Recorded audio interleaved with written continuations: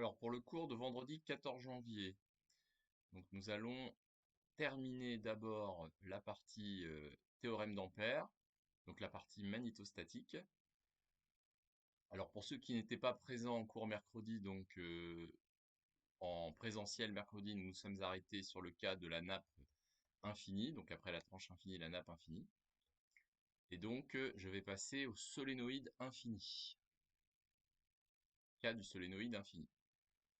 Alors un solénoïde, on dit aussi une bobine évidemment, hein. Donc une image claire de ce que c'est qu'un solénoïde, de ce que c'est qu'une bobine droite, cylindrique. Voilà, donc là vous avez une bobine droite, cylindrique. Évidemment, elle n'est jamais infinie. Alors on va considérer que sa longueur est très très grande devant le rayon pour pouvoir faire les approximations habituelles. Donc on représente, quand on vous demande de représenter un solénoïde, une bobine infinie entre guillemets, vous représentez donc un cylindre de longueur h très très grande devant grand R le rayon. On pourra considérer alors qu'on peut négliger les effets de bord. On appelle OZ son axe et on considère que c'est un seul fil de cuivre, j'insiste, c'est important de bien comprendre ça, c'est un seul fil de cuivre qui a été enroulé donc autour, c'est le même fil de cuivre qui a été enroulé autour de ce cylindre. Alors évidemment, en réalité, les spires sont jointives, elles se touchent, mais on ne va représenter que quelques spires. Mais évidemment, toutes les spires sont jointives, sont en contact. Puisque c'est le même fil de cuivre, il y a une seule intensité, c'est la même partout, on l'appelle I. Je l'ai orienté dans ce sens-là. Et on va définir ce qu'on appelle petit n, le nombre de spires par unité de longueur. Donc c'est le nombre de spires total grand N sur H la longueur, et petit n c'est en mètre moins 1. Attention, hein, c'est pas sans dimension, petit n c'est en mètre moins 1. Alors une fois qu'on a compris la situation, on va faire un dessin en projection. Donc ça c'est l'axe Z du cylindre perpendiculaire à la feuille. Et on représente donc en projection qu'une seule spire, une seule des spires, avec le courant I, l'axe Z. Et vu la symétrie du problème, on va choisir les coordonnées cylindriques, bien sûr. Donc pour repérer un point M quelconque, on va utiliser petit r et UR, des coordonnées cylindriques. Alors déjà, première chose très importante, on admet en PSI sans démonstration, alors c'est pas toujours rappelé dans l'énoncé, donc vous avez le droit de l'utiliser directement. Ça se démontre, ça se démontrait auparavant, mais c'était quand même un peu long à démontrer. Mais maintenant, on admet que le champ magnétique à l'extérieur du solénoïde, quand il est considéré comme infini, eh bien, on va considérer qu'il est nul. Voilà. Donc vous avez le droit d'utiliser directement, si c'est pas dit dans l'énoncé, que le champ magnétique à l'extérieur d'un solénoïde infini, entre guillemets, suffisamment long, pour le considérer comme infini, eh bien c'est nul. Donc on va se préoccuper uniquement du champ magnétique à l'intérieur. Donc l'intérêt d'un solénoïde infini, entre guillemets, d'une bobine de longueur très grande devant son rayon, c'est qu'effectivement, il n'y a pas, en théorie, il n'y a pas de fuite magnétique, donc on considère que tout le champ magnétique produit par ce circuit, par ce courant, eh bien, il est contenu à l'intérieur, effectivement, de la bobine. Et il n'y en a pas à l'extérieur. Alors, les invariances et les symétries, pour avoir une idée de ce champ magnétique, alors là, c'est facile, il y a bien invariance par rotation autour de l'axe Z, c'est toujours le même courant. Il y a bien invariance par translation selon l'axe Z, si on considère donc la bobine infinie. Donc, le champ magnétique en un point M quelconque à l'intérieur, puisqu'à l'extérieur, on admet qu'il est forcément nul, eh bien, ne dépend que de petit r. Ensuite, comme d'habitude, pour trouver un champ magnétique, il suffit de trouver un plan de symétrie contenant le point M où on veut l'évaluer, et c'est terminé. Donc en effet, le plan de la feuille ici est bien un plan de symétrie pour les courants, car si le solénoïde est considéré comme infini, ce plan il coupe le solénoïde en deux si vous voulez, et on a bien le même courant à gauche et à droite, donc on a bien le symétrique du courant à gauche et à droite, c'est bien un plan de symétrie. Donc le champ magnétique est perpendiculaire à ce plan, donc il est selon UZ. Donc le champ magnétique à l'intérieur du solénoïde ne dépend que de R, il est dirigé selon UZ. Donc les lignes de champ magnétique à l'intérieur du solénoïde, ce sont toutes les droites parallèles à OZ. Et je répète, on va considérer qu'il est nul à l'extérieur. Voilà, on n'a plus qu'à trouver maintenant sa valeur à l'intérieur. Alors, je crois que j'ai une petite image un peu plus réaliste de ces lignes de champ. Je vais la retrouver. Voilà. Donc là, vous avez une coupe du solénoïde.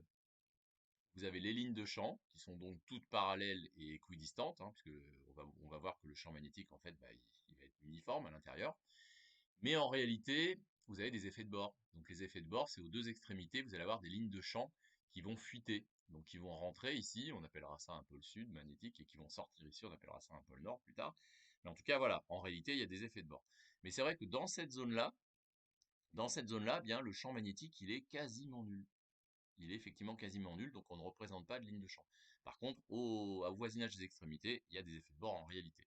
Et nous, on ne va pas les prendre en compte à votre niveau.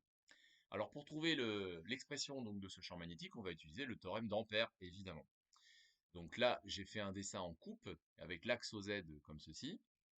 Donc en effet, toutes les spires, de toutes les spires, vous voyez uniquement donc, le courant I qui arrive vers vous et là qui ressort.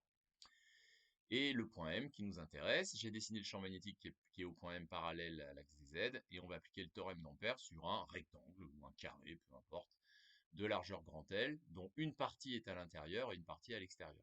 Je l'appelle C, ce contour d'Ampère, je l'ai orienté, et je vais calculer la circulation du champ magnétique sur ce contour.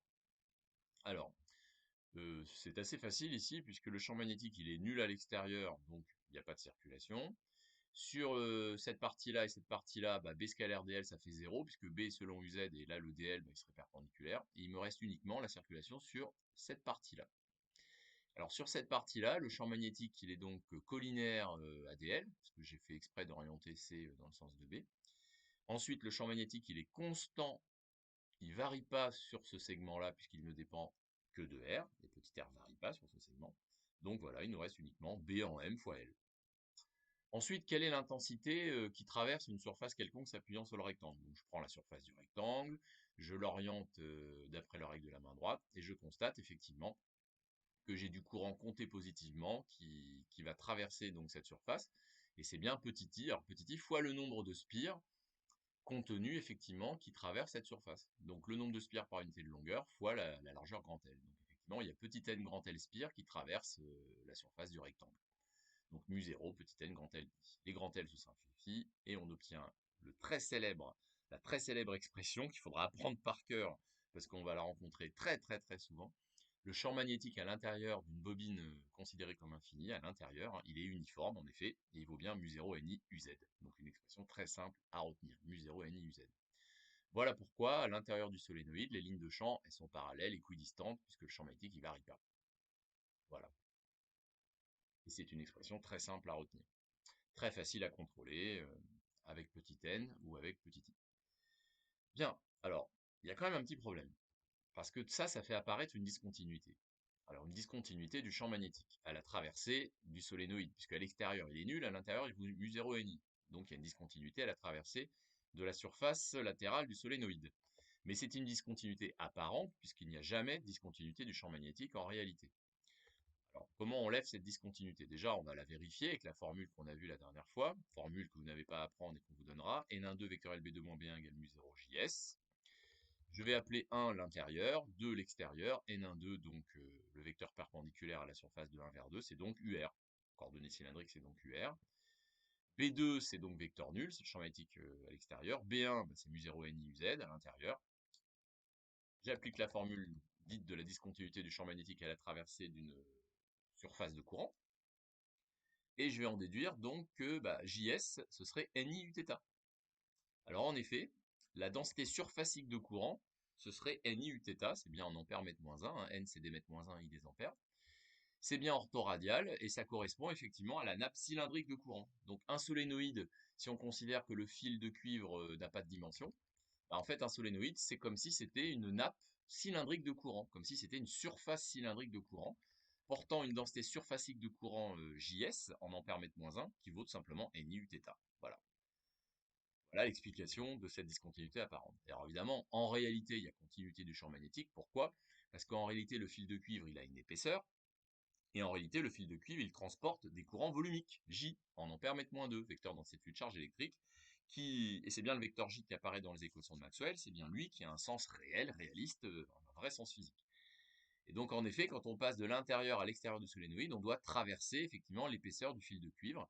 Et c'est sur la traversée de l'épaisseur du fil de cuivre que le champ magnétique, eh bien, il va varier continuellement de mu0 ni à 0 et qui va s'annuler doucement. On n'étudiera pas cette situation, c'est trop compliqué, c'est juste qualitativement qu'on explique pourquoi, en réalité, il y a bien une continuité. Bien, alors le dernier cas, pour terminer la magnétostatique, c'est le cas du solénoïde torique. Alors, un tor, T-O-R-E, synonyme un anneau. Donc effectivement, c'est une bobine, c'est un solénoïde qui est refermé sur lui-même, qui aura la forme d'un anneau. Rassurez-vous, j'ai des petites images pour vous expliquer ça. Voilà. Donc là, vous avez une photo d'un solénoïde torique. D'accord? Donc vous avez une espèce de tore, un anneau, et autour de cet anneau, de cette surface de ce tore, de cet anneau, on a enroulé un fil de cuivre. Alors là, il est assez épais, on aurait pu prendre plus fin, enfin c'est pas grave, vous avez bien compris. On enroule un seul fil de cuivre, c'est le même fil de cuivre qui est enroulé tout autour. Je crois que j'ai une autre image, voilà. Alors ça, c'est souvent les solénoïdes toriques. Quand vous ouvrez des appareils électriques, des appareils électroniques, je pense à des télévisions, je pense à des amplificateurs de chaîne hi-fi, vous en avez souvent des solénoïdes, hein, et ils ont bien cette forme-là. Donc voilà, ça aussi c'est un solénoïde torique. Alors, le solénoïde torique, effectivement, le croquis que je vais pas m'amuser, enfin que je me suis pas amusé à redessiner sur la feuille, et que je dessinerai pas au tableau. Voilà, le croquis, on n'a pas représenté toutes les spires, on en a représenté que quelques-unes, mais le croquis en perspective, en 3D si vous voulez, ça ressemblerait à ça. Donc on appelle OZ l'axe de l'anneau, l'axe du tore. Les spires, on va les prendre carrées ici, de côté petit a. Donc vous avez bien petit a, donc toutes les spires en fait ici elles vont être carrées. Elles vont pas être circulaires comme dans le solénoïde droit tout à l'heure. On va appeler grand R le rayon intérieur et donc grand R plus A le rayon extérieur. Et on va utiliser les coordonnées cylindriques. Donc on repérera un point M quelconque dans l'espace par la base UR, Uθ, UZ, avec petit r, θ l'angle de rotation autour de OZ. Voilà, vous avez tout sur ce schéma, il est bien fait. Et on appellera grand I, donc l'intensité, on l'oriente dans ce sens-là. Donc l'intensité, la même intensité qu'on aura partout, puisque c'est un seul fil de cuivre, c'est le même fil de cuivre partout. Alors bien sûr, pour déterminer le champ magnétique créé dans tout l'espace par un solénoïde torique, et j'insiste, c'est pas anecdotique, hein, il y a beaucoup de solénoïdes toriques, notamment dans les appareils électroniques, eh bien, on va considérer que les spires sont jointives, ce qui n'est pas forcément le cas, vous avez vu sur les photos ou sur les dessins, un seul fil de cuivre, et on va faire des dessins en projection. Donc là, j'ai fait une projection avec l'axe DZ perpendiculaire à la feuille, et là, j'ai fait une projection avec l'axe OZ contenu dans la feuille. Donc ça veut dire que vous n'observez sur ce dessin en projection que deux spires carrées. Et là, vous retrouvez le courant I, les dimensions petit a, grand R. Là, c'est pareil, j'ai remis grand R, j'ai remis petit a. Et j'ai mis un point M quelconque, alors à l'intérieur du tore, mais il pourrait être à l'extérieur, c'est pas l'importance. Et je repère uniquement petit r, UR, Uθ. Petit r, UR, Uθ, la direction orthoradiale, voilà, ce sera suffisant. Et bah c'est parti. Avant d'appliquer le théorème d'Ampère pour trouver l'expression de ce champ magnétique, bah, avant toute chose, il va falloir analyser les invariances et les symétries. Alors il y a invariance par rotation autour de l'axe OZ des courants, évidemment. Si vous tournez autour de l'axe OZ, bah, vous aurez toujours effectivement le courant. Et puis c'est tout. Il n'y a pas invariance par translation ici, évidemment, puisque si je me translate, bah, je vois bien que je n'ai plus les courants. Donc le champ magnétique, attention, ici, il dépend de R et de Z. On élimine uniquement la variable θ de rotation autour de l'axe OZ. Ensuite, pour les plans de symétrie, alors pareil, l'objectif c'est d'en trouver un, passant par le point M où on veut évaluer le champ magnétique. Et si on le trouve, ben, c'est gagné, comme dit Dora, c'est gagné, il n'y a plus de problème, puisque le champ magnétique sera perpendiculaire à ce plan. Alors en effet, ici c'est assez facile, vous prenez le plan P qui contient l'axe OZ qui passe par le point M, ici, qui est perpendiculaire à la feuille. C'est donc le plan de la feuille, si vous voulez, sur le deuxième schéma en projection. Et le champ magnétique, bah, en ce point M, puisque P c'est bien un plan de symétrie qui transforme le courant en son symétrique, attention, vous voyez, ça c'est bien le symétrique. Et bien B est perpendiculaire à ce plan. Donc il est selon Uθ, il est orthoradial. Voilà. Donc, le champ magnétique, il est donc selon Uθ ici, selon Uθ ici, donc perpendiculaire à la feuille vers le fond, sur ce deuxième schéma, sur cette deuxième projection. Donc le champ magnétique, il dépend que de R et de Z, et il est selon Uθ. Alors, pour les lignes de champ, ça ne change rien. Ça veut dire que les lignes de champ, c'est toujours des cercles. Ce sont toujours tous les cercles d'axe OZ. Donc sur tous les cercles d'axe OZ, vous avez bien RZ constant, évidemment, puisque ce cercle, il est bien, le disque qui s'appuie sur le cercle, il est bien perpendiculaire à OZ. Donc là, j'en ai représenté une seule, ligne de champ. Là, j'en ai représenté plusieurs, donc celle-là ou celle-là. Alors maintenant qu'on a les lignes de champ, on va pouvoir calculer la circulation du champ magnétique sur un contour fermé. Évidemment, on va choisir une ligne de champ, on va choisir un cercle, car sur une ligne de champ, B et DL sont collinéaires, en plus dans le même sens avec l'orientation que j'ai choisie. Ensuite, B ne dépend que de R et de Z, donc B est constant sur le cercle, je peux le sortir de l'intégrale. Donc je vais retrouver, comme on avait vu dans un des cas, que ça va être B fois 2πr, le périmètre du cercle. Voilà. Quelle que soit la position du point M. Hein. La circulation de B sur un cercle, sur une ligne de champ, ce sera toujours B fois 2πr. Maintenant, la difficulté, c'est l'intensité. Il va falloir évaluer l'intensité qui s'appuie sur une surface quelconque s'appuyant sur le cercle. On prendra évidemment le disque, systématiquement le disque qui s'appuie sur le cercle. Donc le vecteur ds, ce sera systématiquement un vecteur qui sera collinaire à l'axe UZ, d'après la règle de la main droite avec l'orientation. Et il faut regarder un petit peu tous les cas. Donc l'intensité qui traverse le disque, c'est ce qu'on a choisi, qui s'appuie sur C, eh bien elle vaut quoi? Alors finalement c'est assez facile. Parce que si vous prenez la ligne de champ, donc le cercle qui est ici au-dessus, on voit bien qu'à travers le disque qui s'appuie dessus, il n'y a aucun courant qui traverse. D'accord? Si je prends maintenant le grand disque qui s'appuie sur le grand cercle ici, alors là on voit bien qu'il y a des courants qui traversent, mais ce courant-là, il est compensé par celui-là. Ce courant-là, il est compensé par celui-là. Et ça, n fois avec les n-spires. Donc finalement, dans ce cas-là, c'est pareil, le champ l'intensité totale, elle est nulle aussi. Si maintenant vous prenez un disque, un tout petit disque ici à l'intérieur, pareil, il n'y aura aucun courant qui traverse. Donc ça veut dire que finalement, le seul cas pour qu'il y ait une intensité non nulle qui traverse le disque qui s'appuie sur une ligne de champ circulaire, c'est le cas que j'ai représenté ici. C'est lorsque le cercle il passe à l'intérieur du tore. Donc finalement, c'est assez rapide, assez facile, il ne faut pas y passer trop de temps. Le champ magnétique, il va être nul partout à l'extérieur du tore. Alors quand je dis à l'extérieur du tore, ça veut dire au-dessus du tore, dans cette zone-là, en dessous du tore, dans cette zone-là, et puis dans cette zone-là, et bien sûr dans cette zone-là. Donc le champ magnétique, en fait, il est rigoureusement nul si vous êtes en dehors de l'intérieur du tore. Rigoureusement nul. Dans le cas des solénoïdes infinis, c'était pas tout à fait vrai, parce qu'il y avait des effets de bord. Là, il n'y a pas d'effet de bord. Pourquoi? Parce que le tore, il est refermé sur lui-même. Donc là, c'est rigoureusement sans effet de bord. Le champ magnétique est rigoureusement nul à l'extérieur du tore. Donc là, vous allez concentrer tout le champ magnétique produit par la bobine, produit par le tore, vous allez le concentrer à l'intérieur. Et il n'y aura aucune fuite magnétique rigoureusement à l'extérieur. Alors maintenant, il vaut quoi à l'intérieur? Alors il suffit d'étudier, bien sûr, le cas où le cercle il passe à l'intérieur. Et si le cercle il passe à l'intérieur, l'intensité qui traverse, c'est grand NI. Alors en effet, si vous imaginez ici le disque qui s'appuie sur le cercle, voilà, vous l'avez ici en coupe, et bien vous voyez bien qu'il y a du courant I qui traverse ici, et ça va être N fois, parce qu'il y a une spire, et puis c'est tout. Il est compté positivement. Donc grand NI, c'est grand N et le nombre de spires. Voilà, vous avez le champ magnétique à l'intérieur du tore. Donc grand petit r, et compris entre grand R et grand R plus A, évidemment. Alors attention, il n'est pas uniforme, il dépend de petit r, donc en fait il dépend quand même de la position du point M, mais j'ai l'expression à l'intérieur, et à l'extérieur c'est rigoureusement nul. Ok? Voilà. Aucune expression à apprendre par cœur, sauf celle du solénoïde infini, ça je vous le conseille, parce que très souvent, en fait, implicitement, on ne vous demande pas de la redémontrer, enfin ça se redémontre rapidement, mais sinon il faut toutes savoir les redémontrer rapidement, efficacement, ce qu'on appelle les cas d'école, les cas classiques, hein, il ne faudra pas y perdre de temps. Alors évidemment, dans le cas de ce solénoïde torique, il y a aussi une discontinuité apparente, puisque c'est nul à l'extérieur, et puis c'est non nul à l'intérieur. Et si je me place en petit r égale grand R plus A, je vois bien que ça ne fait pas 0. Donc il y a aussi ici une discontinuité apparente, qui s'explique aussi par le fait que le fil de cuivre, on a considéré qu'il n'avait pas de diamètre, qu'il n'avait pas d'épaisseur.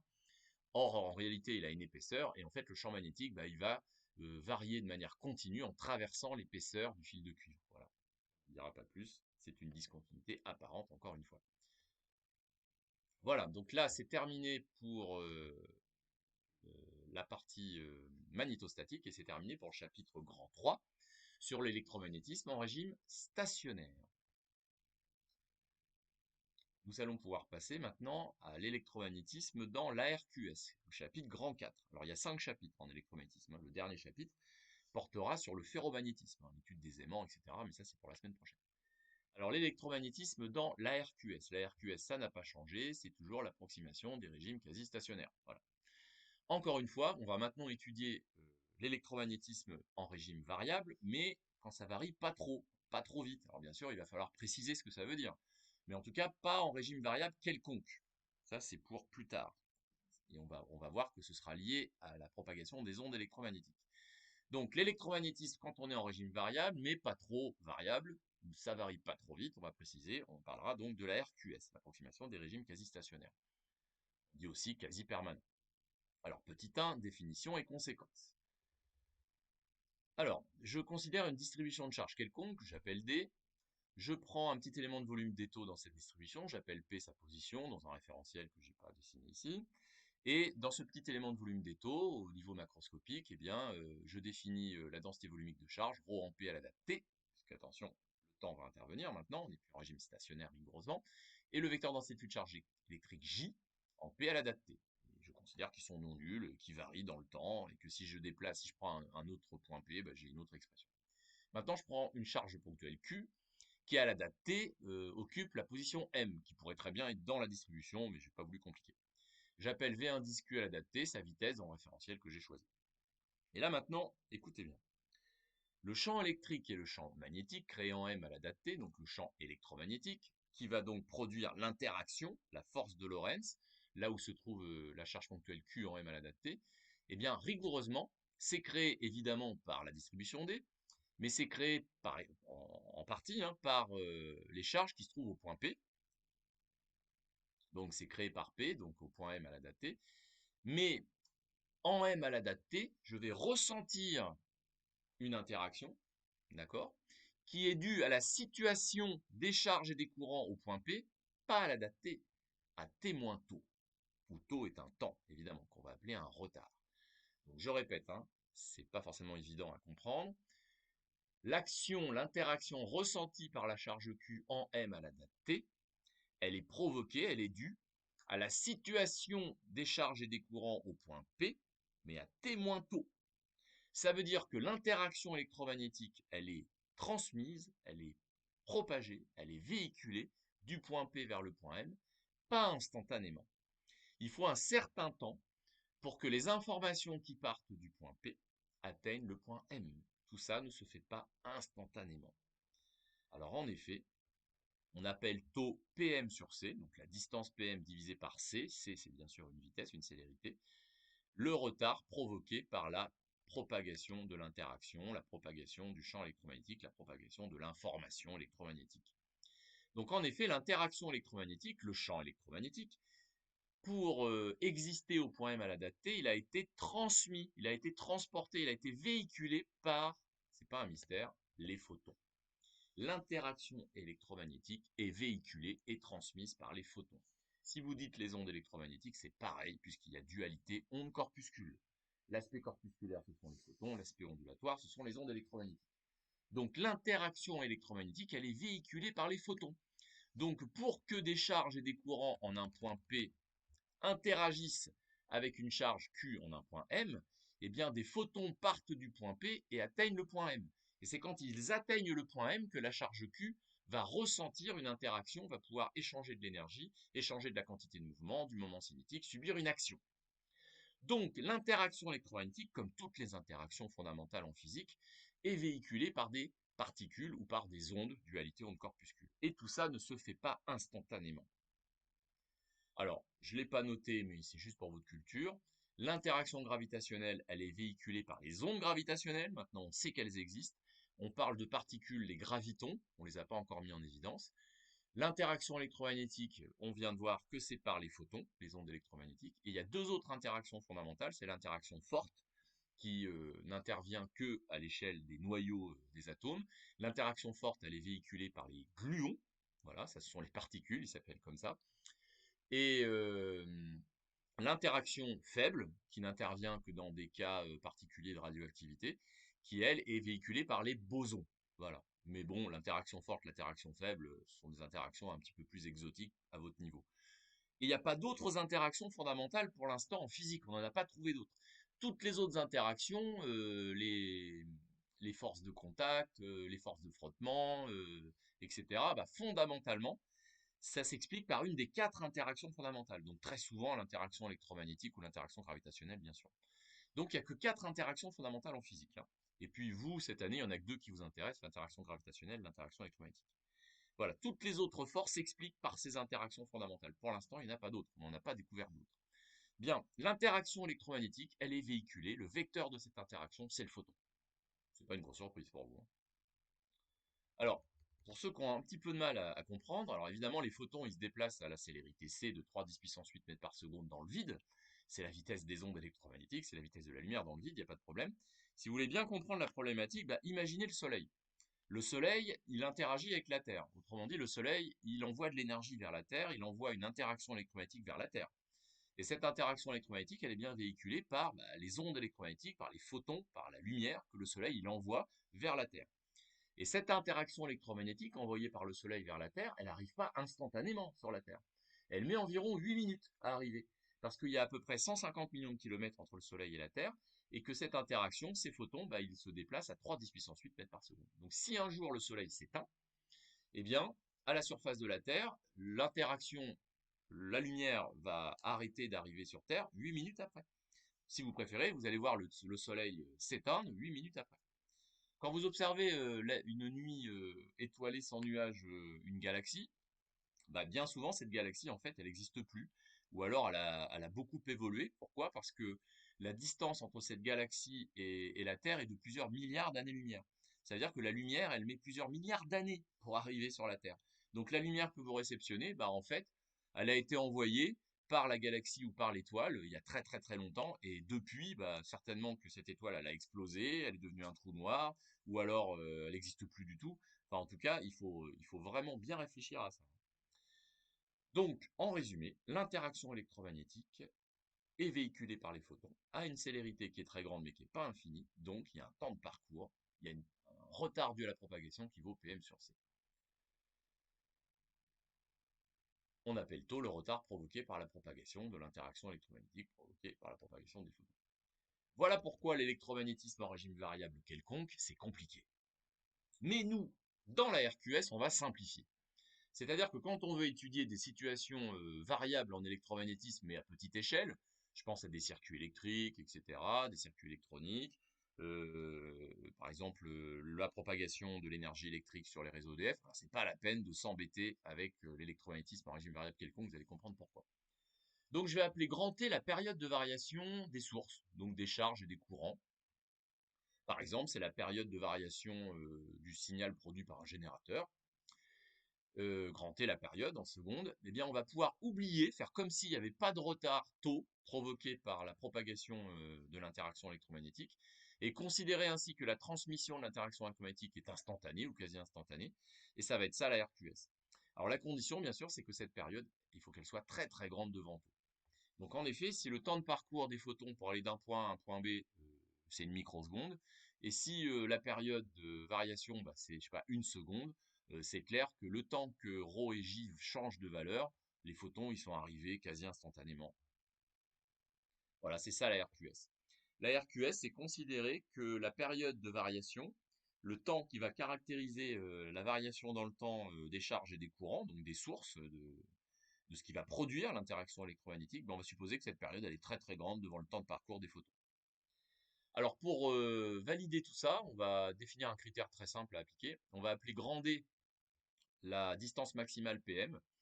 Donc c'est-à-dire que vous avez vos distributions de charge électrique, vous prenez le point P, vous avez le point M où vous allez vouloir étudier l'interaction produite par cette distribution de charge. Et voilà, et vous estimez la valeur maximale de PM, la distance maximale, ce qu'on appelle la dimension caractéristique de la situation. Donc pour une distribution donnée. On vient de dire que pour pouvoir se placer dans la RQS, eh bien, il faut que grand T soit très très grand devant taux. Donc on multiplie par C, la célérité des photons, donc C grand T très très grand devant C fois taux. C fois taux, ça correspond effectivement à la distance maximale. C'est-à-dire que taux, c'est le temps de parcours maximal, si vous voulez, le retard maximal, en prenant la distance maximale, les photons se déplacent à C, et vous avez C fois grand T. Alors grand T, c'est aussi 1 sur F, la fréquence, hein, donc on préfère travailler avec la fréquence. Ça veut dire que pour pouvoir appliquer la RQS, il faut que la fréquence de variation donc des sources, des charges, des courants, de votre source d'interaction électromagnétique, votre source de champ électrique, de champ magnétique, il faut que cette fréquence soit donc très très petite devant C sur D. avec C la célérité des photons et grand D la distance maximale de votre situation. Alors par exemple, en électronique, grand D, c'est la dimension d'un circuit électronique, j'ai pris 1 mètre. C'est-à-dire que la distance entre le générateur, donc là où il y a les sources de l'interaction électromagnétique, et l'endroit où vous allez étudier, ressentir cette interaction, dans le circuit, en gros, il y a 1 mètre. Donc, tant que la fréquence de variation de votre générateur, de vos sources est très très petite devant, vous faites le calcul, 300 MHz, vous êtes tranquille. Alors, il n'y a pas de souci, hein, c'est pour ça qu'en électronique, on dépasse jamais 1 MHz, rarement 1 MHz. Donc, tant qu'on ne dépasse pas 1 MHz, on va pouvoir se placer dans la RQS. Alors attention, hein, par contre, en électronique hyperfréquence, par exemple en Wi-Fi, en Bluetooth, pour les signaux de téléphone portable, pour la modulation de fréquence. La modulation de fréquence, j'ai des bêtises, 100 MHz, ça va être bon, mais en tout cas pour la Wi-Fi, ce ne sera pas le cas, hein. Donc c'est pour ça que nous, on ne va pas étudier l'électronique, évidemment, des circuits pour le Bluetooth, la Wi-Fi, car là, on va travailler avec des fréquences qui vont être trop grandes, et on ne pourra pas se placer dans la RQS. Mais en tout cas, en électronique classique, comme celle qu'on a fait en début d'année, il n'y a pas de souci. Maintenant, si je prends un réseau EDF, alors le réseau EDF, la source, c'est la centrale nucléaire ou la centrale hydraulique. L'endroit où je vais ressentir l'interaction, c'est dans ma maison quand je vais brancher mon réfrigérateur ou ma télévision. Donc la distance grand D entre la source et l'endroit où je vais interagir avec cette source, ça peut être 100 km. C'est la dimension classique d'une ligne EDF entre la centrale et votre maison. Donc là, même chose, pour pouvoir considérer que le phénomène s'étudie dans la RQS, il faudra que la fréquence soit très très petite devant 3 kHz. C'est pour ça qu'on a choisi 50 Hz. Puisqu'on a choisi 50 Hz pour transmettre les signaux de l'énergie électrique EDF, on pourra se placer dans la RQS. Par contre, si je prends la lumière du soleil, alors la source, c'est le soleil, l'endroit où ça interagit, c'est la surface de la Terre, là la distance, elle vaut 150 millions de kilomètres. Donc pour pouvoir se placer dans la RQS, si on veut étudier l'interaction entre le Soleil et la Terre, eh bien, il faudrait que la fréquence soit très très petite devant 2 10 puissance moins 3 Hz. Évidemment, pas de chance. La fréquence de la lumière, c'est de l'ordre de 10 puissance 14 Hz. Donc là, on en est très très loin. Donc évidemment qu'on ne pourra pas se placer dans la RQS quand on étudie l'interaction entre le Soleil et la Terre. Et c'est pour ça qu'on parle de propagation de la lumière émise par le Soleil, évidemment. Bien, alors nous, dans les situations où on va pouvoir appliquer la RQS, donc en gros, tout ce qui est circuit électrique, circuit électronique, tout ce qui est interaction entre les centrales EDF et les maisons, les appartements où on va utiliser cette énergie transportée par EDF, on sera dans la RQS, vous inquiétez pas. Donc on fait comme si, tôt, le temps de parcours des photons était nul. Voilà, on fait tout simplement comme si on pouvait oublier, négliger, ne pas considérer le temps de parcours des photons tellement il est petit devant la période de variation de nos sources. Donc ça revient à considérer que la vitesse c, elle est infinie. Donc on fait comme si la célérité des photons était infinie. Alors évidemment, ce qui nous intéresse, c'est comment ça se répercute dans les équations de Maxwell, puisque fondamentalement, nos outils, ce sont les équations de Maxwell. Alors, les équations de Maxwell, on a diff de b égale 0, celle-là, elle ne changera pas dans la RQS. Diff 2 égale ρ sur epsilon 0, elle ne changera pas dans la RQS. Rho 2 égale moins d de b sur dt, elle ne changera pas dans la RQS. Ah, finalement, il n'y en a qu'une qui va changer. Donc, en électromagnétisme en régime quasi stationnaire, il y a une seule équation de Maxwell qui va être modifiée. C'est la dernière, l'équation de Maxwell-Ampère. Pourquoi? On a ρ de b égale mu 0 j plus epsilon 0 mu 0 d2 sur dt. Et on a vu que epsilon 0 mu 0, c'était 1 sur c carré. Et si je considère que c tend vers l'infini, 1 sur c carré tend vers 0. Donc ça veut dire que dans l'équation de Maxwell-Ampère, je me permets de dire que ce terme sera toujours négligeable devant celui-là. Voilà, négligeable devant celui-là dans la RQS. Donc vous retiendrez qu'en électromagnétisme, approximation des régimes quasi-stationnaires, il y a une seule équation de Maxwell qui est modifiée, c'est la dernière, l'équation de Maxwell-Ampère, et on néglige un terme devant un autre terme. Tout simplement. Voilà. Alors on appelle en effet JD le terme epsilon 0 d2 sur dt, celui qu'on néglige, enfin indirectement avec le mu 0, et on l'appelle courant de déplacement. J'ai mis courant entre guillemets parce que c'est pas un vrai courant, au sens c'est pas des vraies charges électriques qui se déplacent, hein.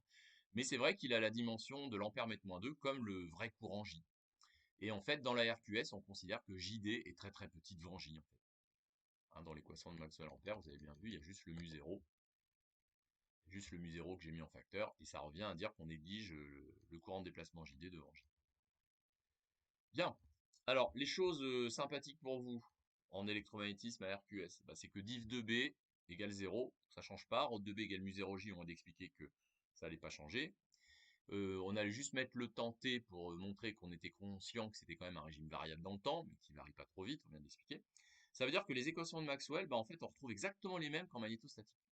Ça veut dire que pour déterminer un champ magnétique en électromagnétisme dans la RQS, on va faire comme si on était en magnétostatique. Donc on va le calculer comme si on était en magnétostatique, même invariance, même symétrie, même théorème d'Ampère. Ça veut dire que vous, concrètement, bah en fait, vous calculez B comme si vous étiez en magnétostatique. Donc j'ai repris le cas du solénoïde et le cas du fil. Et vous remplacez simplement, enfin vous remplacez rien du tout, pardon, vous mettez simplement le temps. Donc au lieu d'avoir mu0ni, vous mettez mu0n i de t. Donc le courant I pourra varier dans le temps. Voilà. Alors ça tombe bien parce que dans la RQS, on a vu que le courant, il se conservait sur un fil. Donc c'est bien le même courant I partout, à une date t fixée, et quel que soit t. Sinon, il y avait un problème. Sinon, le courant I, c'était pas le même tout le long du solénoïde, hein, si jamais on ne prenait pas en compte la RQS. Donc c'est bien le même courant I. Pour le champ magnétique créé par un fil infini, bah pareil, vous reprenez l'expression démontrée en magnétostatique et vous remplacez simplement, vous mettez simplement le temps, donc I de t, et vous reprenez la même expression. Donc ça, c'est sympathique. Pour calculer un champ magnétique dans la RQS, on fait comme si on était en magnétostatique, puisque les équations de Maxwell de la magnétostatique, on les retrouve intégralement. Donc on a les mêmes propriétés, invariance, symétrie, théorème d'Ampère. Ensuite, bah, div de Rho de B, c'est toujours nul. Donc si vous appliquez la divergence au Rho de B de l'équation de Maxwell-Ampère dans la RQS, ça va vous faire div de J égale 0. Pourquoi? Parce que Rho de B, c'est mu0J. Donc div de J égale 0 dans la RQS. Ça veut dire que le vecteur J, dans la RQS, eh bien, il est à flux conservatif, comme en régime stationnaire. Donc voilà pourquoi, j'ai un petit peu anticipé, la loi des nœuds reste valable. Donc vous allez pouvoir appliquer la loi des nœuds en régime variable quasi stationnaire. Donc I1 égale I2 plus I3 à t fixé et pour tout t.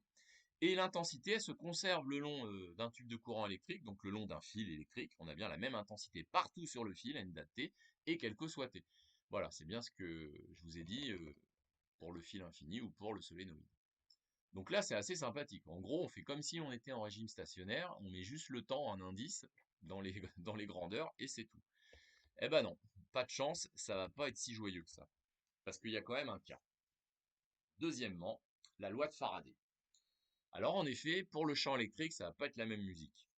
Parce que si je prends les équations de Maxwell dans la RQS, je constate qu'il y en a quand même une qui est modifiée. C'est Rho de E égale moins d de B sur dt. Alors en effet, tout à l'heure, j'ai peut-être dit une bêtise, je sais plus ce que j'ai dit, voilà. Rho de E égale moins d de B sur dt, c'est pas comme en stationnaire, attention. Hein, je parlais de div de B égale 0, div de E égale ρ sur epsilon 0.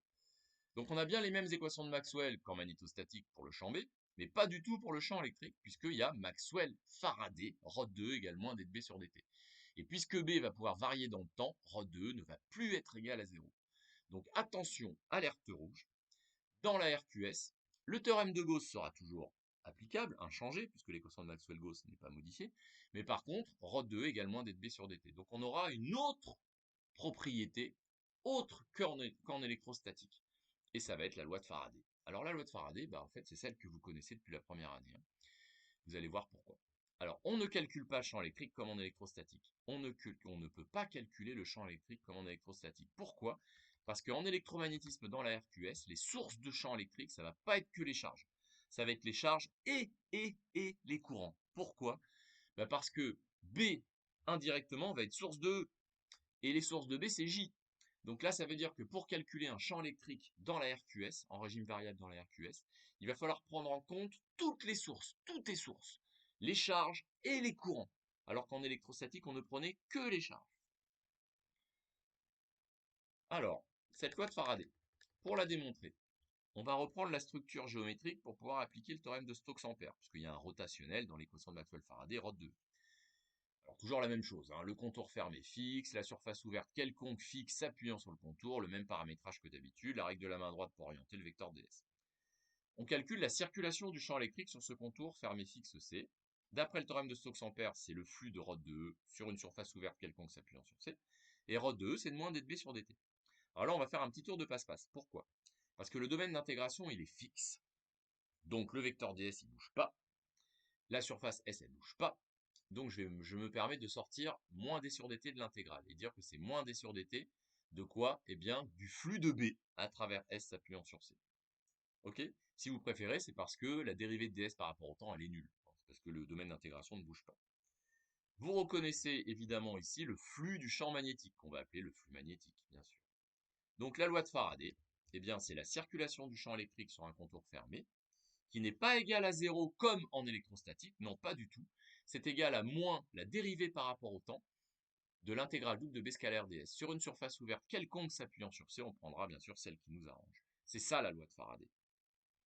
On appelle l'intégrale double de B sur une surface le flux magnétique, évidemment, et c'est vrai que vous l'appeliez phi, vous, en première année. Donc c'est la même chose que phi. C'est le flux magnétique à une date t à travers une surface S quelconque s'appuyant sur C, celle qui nous arrange. Et la circulation du champ électrique, c'est la dimension d'une tension, en volts. Eh ben, pas de mystère, c'est la FEM. C'est ce qu'on appelle la FEM, en volts, petit e. Donc la FEM en volts sur le contour C. Alors, force électromotrice, mais danger, c'est pas une force, c'est plutôt une tension. On aurait plutôt dû dire la tension électromotrice. Mais historiquement, on a appelé ça FEM, j'y peux rien. On va rester sur FEM. Force électromotrice. Ok? Alors on peut remarquer que la loi de Faraday que je viens de démontrer, bah, en fait, elle serait aussi valable en régime variable quelconque, hein, puisque on n'a pas du tout tenu compte de l'approximation des régimes quasi-stationnaires, puisque ρ2 égale moins dB sur dt, ça va être la même chose en régime variable quelconque. Donc c'est juste une remarque, mais on pourra se permettre de l'utiliser, vous verrez, en régime variable quelconque. Alors cette loi de Faraday, E égale moins dφ sur dt, c'est la seule loi que vous avez admise sans démonstration en première année, c'est la loi fondamentale de tous les phénomènes d'induction électromagnétique, évidemment. Donc c'est la seule loi de l'induction que vous avez vue en première année, et nous, cette année, on l'a démontré. On l'a démontré avec l'équation de Maxwell-Faraday, évidemment, c'est logique. Bien, pour terminer le cours, on va aborder le troisièmement, les courants de Foucault dans un métal. Alors en effet, on va étudier, allez, soyons honnêtes, le seul cas, en pratique, le seul cas qu'on va vous demander de traiter pour calculer un champ électrique en régime variable dans la RQS. C'est le seul cas. Il faut bien le connaître, bien le comprendre, parce que bah, ça va être quasiment le seul à 99%, enfin j'en ai pas d'autres en tête simple, le seul cas que vous allez traiter. C'est le cas du solénoïde. Alors on va considérer un solénoïde infini, donc la même chose que tout à l'heure, hein. Champ magnétique extérieur nul, champ magnétique intérieur égale mu0 ni, avec i qui peut dépendre du temps, pas de souci, on a vu que c'était comme en magnétostatique pour le champ magnétique. Par contre, attention, le solénoïde il va produire du champ électrique. Ah, en régime purement stationnaire, le solénoïde il produisait pas de champ électrique. Pourquoi? Parce que la densité volumique de charge électrique, elle est nulle dans un fil de cuivre, donc il n'y avait pas de champ électrique. Et bah par contre ici, en régime variable dans la RQS, le solénoïde il va produire du champ électrique. Pourquoi? Parce que les sources du champ électrique dans la RQS, ce sont les charges, mais là il n'y en a pas, et les courants. Et là il y en a. Et ces courants sont variables. Alors, commençons par le justifier par des invariances et des symétries. J'ai fait un dessin avec l'axe OZ perpendiculaire à la feuille, et là vous retrouvez donc une spire du solénoïde. Alors, les sources, donc les courants, eh ben, ils sont invariants par rotation autour de l'axe OZ, invariants par translation selon OZ, ça on l'avait déjà dit pour le champ magnétique, c'est évidemment valable aussi pour le champ électrique. Donc le champ électrique, comme le champ magnétique, il dépend que de R, et du temps, puisqu'on est en régime variable. Maintenant, pour déterminer le champ électrique, attention, c'est pas un plan de symétrie qu'on va chercher, c'est un plan d'antisymétrie. Pourquoi? Parce que l'avantage d'un plan d'antisymétrie, c'est que le champ électrique il va être perpendiculaire au plan d'antisymétrie. Donc si je trouve un plan d'antisymétrie, ben, j'aurai bingo le champ électrique. Alors en effet, le plan P qui contient l'axe OZ et le point M, vous voyez ici, perpendiculaire à la feuille, c'est un plan d'antisymétrie pour les courants. Il transforme en effet les courants en leur antisymétrique. C'est donc un plan d'antisymétrie. Donc au point M appartenant à ce plan P, le champ électrique est perpendiculaire. Donc le champ électrique va être orthoradial selon Uθ. Et les lignes de champ électrique, ça va être tous les cercles d'axe OZ. Donc j'en ai dessiné un à l'extérieur et j'en ai dessiné un à l'intérieur. Tous les cercles d'axe OZ vont être des lignes de champ électrique dans le cas d'un solénoïde parcouru par un courant variable dans la RQS. Attention, les lignes de champ magnétiques, c'était les droites parallèles à l'axe OZ. Les lignes de champ électrique, ce sont les cercles d'axe OZ. Maintenant, déterminons l'expression du champ électrique. Et pour cela, on ne va pas appliquer le théorème de Gauss, puisqu'il n'y a pas de charge, et que le théorème de Gauss, on l'utilise quand il y a des charges. On va appliquer la loi de Faraday, on vient de la démontrer. Et on est juste dans un cas où on va l'appliquer. Et je vous rassure, c'est quasiment le seul cas que vous rencontrerez au concours. Alors, pour appliquer la loi de Faraday, il faut calculer la circulation du champ électrique. On va évidemment choisir comme contour fermé un cercle, une ligne de champ électrique. Et sur le cercle, la circulation du champ électrique, ça va être 2πr fois E, car E et dl sont collinéaires dans le même sens, E est constant sur le cercle, on peut le sortir de l'intégrale, et l'intégrale de dl, c'est le périmètre du cercle. Voilà, pas de souci. Maintenant, deuxième partie de la loi de Faraday, le flux de B à travers une surface quelconque ouverte s'appuyant sur C. On va prendre évidemment le disque. On va prendre comme surface S s'appuyant sur le cercle, le disque. Donc le gros disque, si je prends le gros cercle, passant par le point M ici, ou le petit disque, si je prends le petit cercle, passant par un point M qui serait ici à l'intérieur. Le vecteur ds, il est perpendiculaire au disque. D'après la règle de la main droite, il est bien collinaire à uz. Donc collinaire au vecteur B. Ok. Je peux donc retirer le produit scalaire.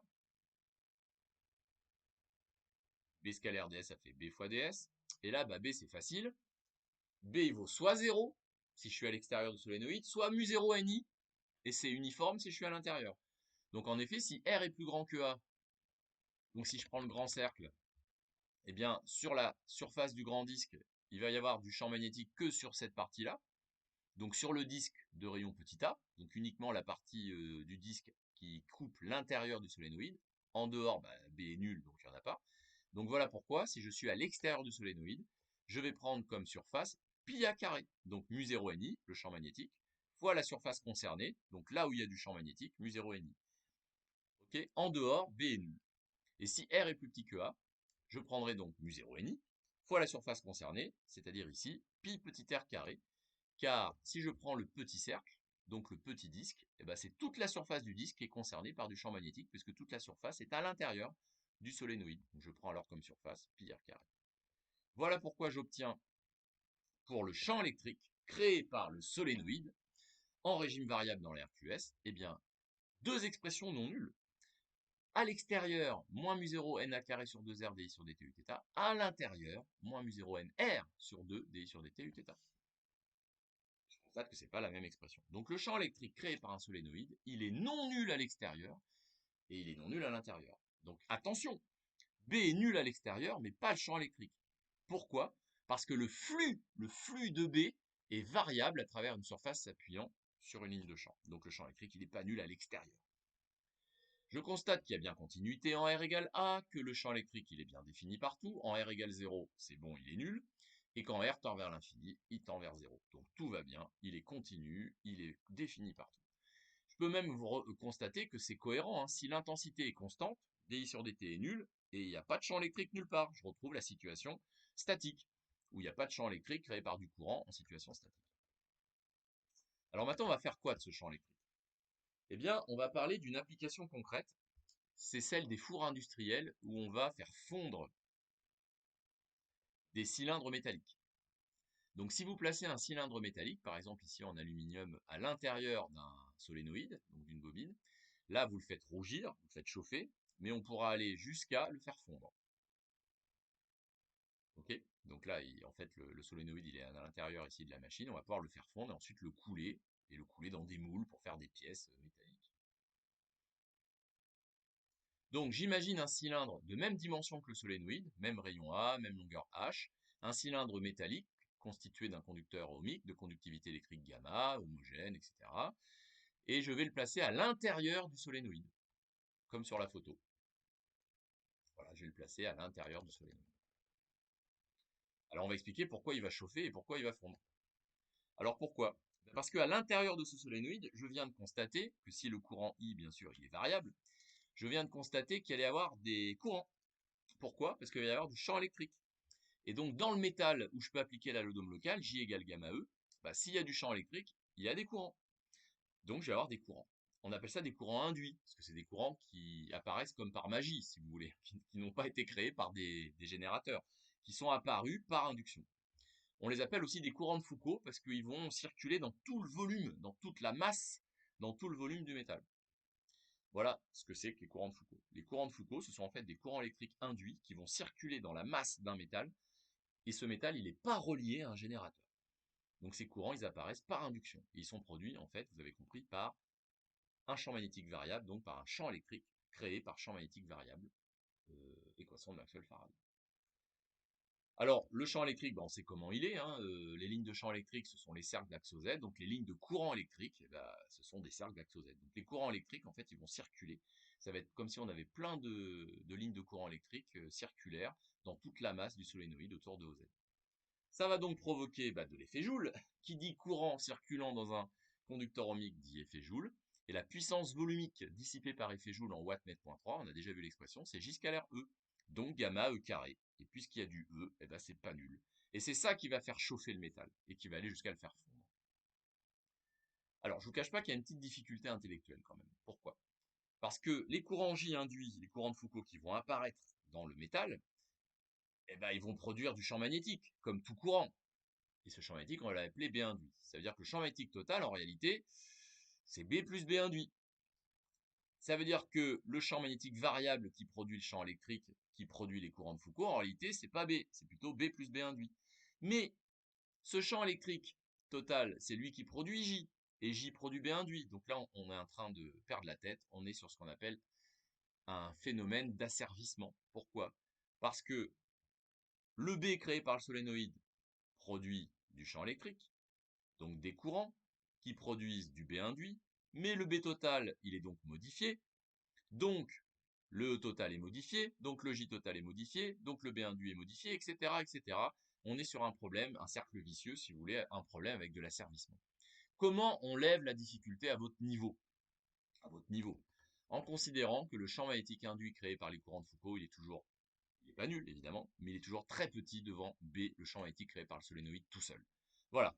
De cette manière-là, eh ben, on n'a pas de problème. On suppose que le B total, c'est toujours le B créé par le solénoïde. On va négliger le B créé par les courants de Foucault. Est-ce que c'est vrai? Pas toujours. Hein, c'est pour ça qu'on pourra se permettre de critiquer certains problèmes. On aura l'occasion d'en voir un en TD, hein, puisque c'est pas toujours négligeable. Et on pourra même expliquer qu'en réalité, ce B induit, il s'oppose au B créé par le solénoïde. Ça, c'est la loi de Lenz, la loi de modération de Lenz que vous avez vu en première année. Ça veut dire que le champ magnétique total, en fait, en pratique, il est plutôt plus petit que le champ magnétique créé par le solénoïde tout seul. Bon, on rentre pas dans les détails, nous on va supposer qu'il est négligeable. Je vais donc pouvoir expliquer, calculer, exprimer cette puissance volumique. J'ai simplement remplacé le champ électrique. Alors j'ai pris l'expression à l'intérieur du solénoïde, puisque le métal il est à l'intérieur. Ensuite, pour trouver la puissance totale en watts dissipée par effet Joule instantané à une date t, je vais avoir besoin d'intégrer sur tout le volume de métal. J'ai choisi comme élément de volume des taux la coquille cylindrique vu la symétrie du problème de pi r dr h. L'intégrale triple, en remplaçant des taux, je la remplace en intégrale simple. Et j'obtiens bien la puissance totale en watts dissipée par effet Joule dans tout le volume du métal à une date t. Ensuite, j'ai pris un courant sinusoïdal classique, voilà, créé par un générateur classique, par une prise de courant EDF. Oméga, c'est 2πf, F, c'est 50 Hz, par exemple, hein, pas de souci. I0, c'est donc l'amplitude du courant, donc DI sur dt au carré, ça donne ça. Et j'ai calculé la puissance moyenne, et la moyenne de sinus carré sur une période. Vous savez que c'est un demi, hein, déjà vu. Et vous avez donc la puissance moyenne dissipée par effet Joule. Et c'est pas nul, évidemment. Et c'est elle, évidemment, qui est responsable de l'échauffement du métal et de sa fusion. C'est ce qui va se passer dans les fours industriels à fusion. Ok? Mais c'est aussi la... C'est aussi le dispositif qui va permettre d'expliquer le fonctionnement des plaques à induction.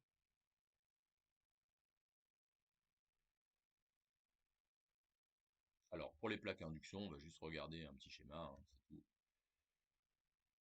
Alors, les plaques à induction, qu'est-ce que c'est? Voilà, vous l'avez ici. Donc, vous avez des bobines. Si jamais vous ouvrez une plaque à induction, en tout cas, c'est plutôt sous. Vous avez une plaque de verre, hein, de verre vitrocéramique, sur laquelle on va poser la casserole. Et sous la plaque de verre, en fait, si vous ouvrez la boîte, vous allez voir qu'il y a plein de bobines.